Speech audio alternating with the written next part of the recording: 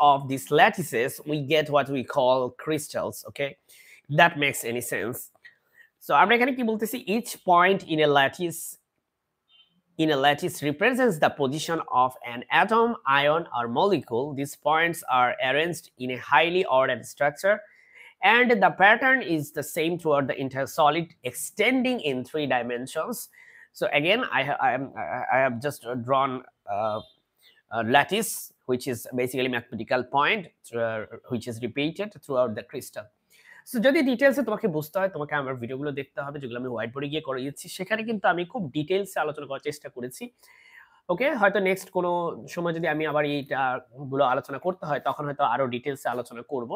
But এখন হচ্ছে আমার ইউনিভার্সিটি লেকচার নেয়ার জন্য, আমার একটা কোর্সের জন্য হচ্ছে এগুলো পড়ানো লাগতেছে। সো ওখানে আসলে সলিড স্টেট ফিজিক্সের আসলে খুবই স্বল্প একটা পার্ট আছে এবং টাইমও খুব কম অ্যালাউ করে। সেজন্য আমি বেশি একটা আলোচনা করতে পারিনি deeply. Well, the basis is a group of atoms, ions, as I said. Basis is a group of atoms, ions, and molecules associated with each lattice point. So when the basis is combined with the lattice points, it forms the entire crystal structure.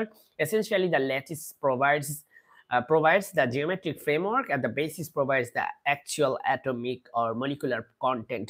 একটু আগে আমি যেটা বলতেছিলাম যে দেখো, এটা হচ্ছে lattice, এগুলো হচ্ছে ম্যাথমেটিক্যাল পয়েন্ট। এখানে যদি তোমার অ্যাকচুয়ালি অ্যাটম বসে বা আয়নগুলা এই যে ডটেড পজিশনগুলোতে বসে বা মলিকুলগুলা বসে, then actually what you get this arrangement, what we call crystals. Okay, so এই জন্যই বলছি যে lattice provides the geometrical framework, আর যেখানে হচ্ছে বেসিস কি প্রোভাইড করে সেটা হচ্ছে actual atomic or molecular content সে হচ্ছে প্রোভাইড করে। সো বেসিস বলতেই তো বোঝায় যে বেসিস হচ্ছে বেসিক্যালি অ্যাটমকে বোঝায়, আয়নকে বোঝায়, মলিকুলকে বোঝায়, তার হচ্ছে basis. Unit cell, a unit cell is the smallest repeating unit of the lattice that when repeated in all direction creates the entire lattice structure. So তুমি দেখো যে একটা ল্যাটিস স্ট্রাকচার একটু আগে আমরা দেখতেছিলাম, এই যে ল্যাটিস স্ট্রাকচার। সো এই যে ল্যাটিস স্ট্রাকচার তুমি দেখতেছো, এই ল্যাটিস স্ট্রাকচারের মধ্যে তুমি চাইলে ইউনিট সেল ড্র করতে পারো, যে কোনো একটা, যেমন এটাকে তুমি একটা ইউনিট সেল ধরতে পারো কাছাকাছি ল্যাটিস পয়েন্টগুলোকে ধরে। এটা যদি একটা 2D ল্যাটিস হয়, তাই না? এটা যদি একটা প্লেন ল্যাটিস হয় সেক্ষেত্রে। আর যদি 3D হয় তাহলে সেটাকে আমরা বলি স্পেস ল্যাটিস। অথবা তুমি দেখা গেল এই যে এভাবে না ধরে তুমি দেখা গেল এভাবে ধরছো। কিভাবে তোমাকে দেখাইতে পারি? ধরো এখানে দেখো। তুমি এভাবেও একটা ইউনিট সেল ধরতে পারো। এই যে এভাবে। ঠিক আছে? এইভাবে ধরতে পারো, তুমি ইউনিট সেলটাকে এভাবে ধরতে পারো। বাট এই সেলটা, এই যে ইউনিট সেল যেটাই তুমি যেভাবে ধরো না কেন, সেটা হচ্ছে পুরো ল্যাটিসের সামনে, পিছনে, ডানে, বামে, উপরে, নিচে মানে সব দিকে হচ্ছে রিপিট করবে। ঠিক আছে? যদি 3 ডাইমেনশনাল হয় তাহলে 3 দিকে রিপিট করবে, আর যদি 2 ডাইমেনশনাল হয় তাহলে হচ্ছে 2 দিকে রিপিট করবে। So unit cell has, unit সেলের হচ্ছে 3 টা কনস্ট্যান্ট আছে। ইউনিট সেলের সাথে 3 টা কনস্ট্যান্ট আছে, অথবা 3 টা তুমি হচ্ছে তাদের ভেক্টর ভাবতে পারো। একটা অরিজিন থেকে 3 টা ভেক্টর, একটা হচ্ছে এক্স অ্যাক্সিস বরাবর এ ভেক্টর, ওয়াই অ্যাক্সিস বরাবর হচ্ছে বেসিস ভেক্টরস এর ক্ষেত্রে, বেসিস ভেক্টরস এর ক্ষেত্রে এটা হচ্ছে বি আর এটা হচ্ছে সি।